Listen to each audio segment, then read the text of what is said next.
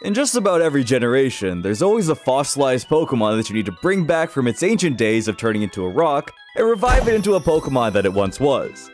But out of every one of those Pokemon in each of these games, which was the best fossil Pokemon to grace the Pokemon universe? Today we go through every generation and talk about which fossil Pokemon were the best and why. Welcome to the best fossil Pokemon in every generation.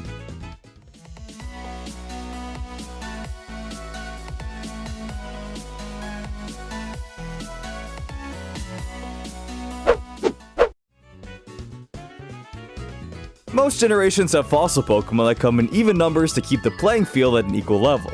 You can compare one to the other, but no other generation had another fossil Pokemon that was quite like Aerodactyl.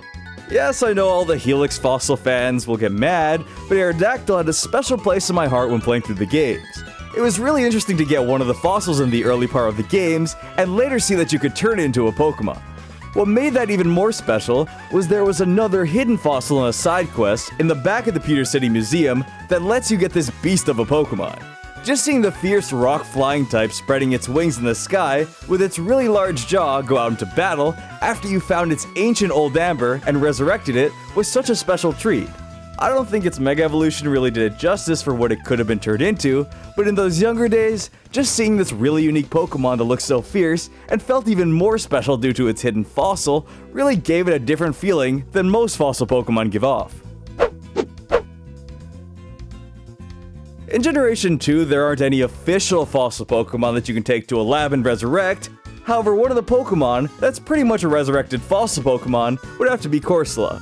In Generation 8, it has a regional form that's a ghost of its former self, and if you know, there's something called fossilized coral. In Generation 8, you can also bring one of those Galarian Corsola to a person in the Isle of Armor to trade for a regular Corsola. That's basically the same thing as resurrecting a fossil.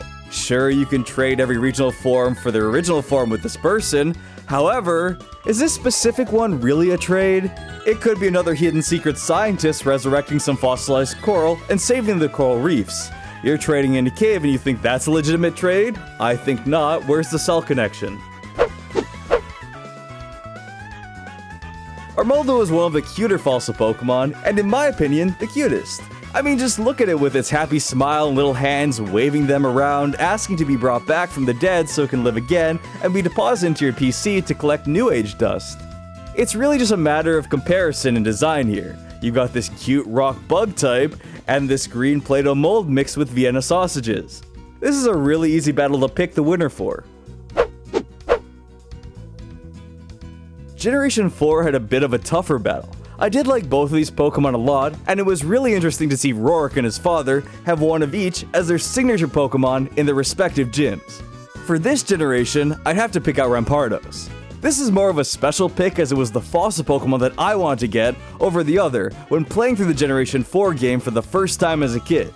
It was also one of the Pokemon on Marilyn's old Diamond and Pearl playthrough that I watched back then, as my friends and I at school were fans of Pokemon, and one of my friends showed me his channel. It was a really memorable Pokemon to me, as that same friend used that Pokemon on his team, and would also be one of the fossil Pokemon I remember the most and look back on fondly.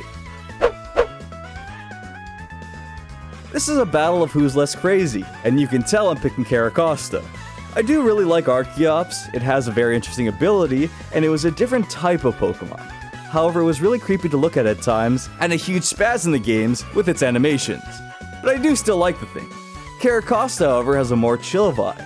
As I get older and older and over the years, you need to look back at the calm moments in your life and think about what's best for the general vibe of the room. Would I want to pet a Carracosta while sitting on my couch all calm and nicely? Or would I like to run around the living room trying to stop this flying menace from knocking over my $3.99 plastic IKEA plants because I don't want to water anything? It's an obvious pick at that point. This is another memorable Pokemon for me. While playing through X and Y for the first time, I remember seeing this Pokemon and just getting to feel how cool it was. It's not just the dragon type, although it is a big factor and definitely pushed it up on the radar for me, even though it's weird to make a dinosaur a dragon type and it doesn't really feel or look like it's a dragon in any way. But it was still really awesome to see a T-Rex. That was one of the designs I was hoping they would go for with fossil Pokemon, and I was super happy to see it brought in.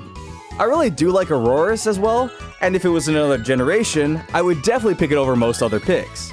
It's graceful and has a clean look, but unfortunately is in the generation competing with this mammoth of a Pokemon. And I have to give it to Tyrantrum, as in all honesty, it's one of the most detailed fossil Pokemon in the entire game. I mean, you could say Bruxish is alive, but this design is dead to me. The derpy-looking other dragon fossil Pokemon gets the pick this time, as Dracovish comes in blasting past the competition. I will say Arctovish is a decent one as well, as it's more of a simple Pokemon, but Dracovish was a really popular powerhouse when the games first came out, and Ash even picked one up to see it show off its derpy personality that we could expect from a design like this. Now, technically, this is also partially a shout to Dracozolt as well, because half of Dracovish's body is from the same portion, but with that, we can see that no credit is being given to Arctozolt because what is this?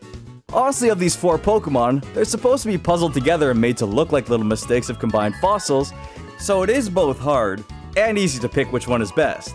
Luckily, with the esteem and popularity of this one water dragon, it's easy to say that out of these 4, Dracovish is the best Generation 8 fossil Pokemon.